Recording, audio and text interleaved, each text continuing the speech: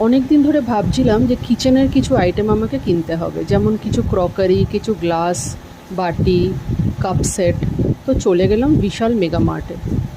সেখানে গিয়ে ভেবেছিলাম খুব অল্প কিছুই কিনবো, বেশি কিছু দরকার ছাড়া কিনবো না। কিন্তু ওদের ক্রকারি আইটেমগুলো এত সুন্দর আর এত কিউট ছিল যে না কিনে থাকতে পারলাম না, কোনটা ছেড়ে কোনটা নেব।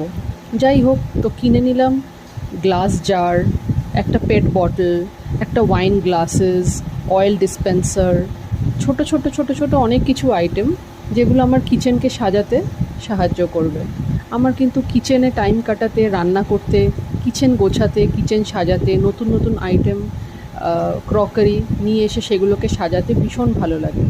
এই যে ছোট ছোট জারগুলো, এই জারের মাথাগুলোই তো এত সুন্দর, এত কিউট, মানে দেখেই আমার পছন্দ হয়ে গেল।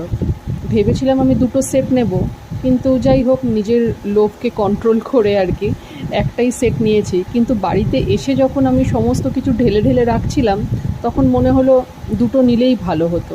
দেখি আবার একদিন যাব, গিয়ে এই সেটই আরও দুটো নিয়ে আসবো। আমার খুব মনের মতো হয়েছে।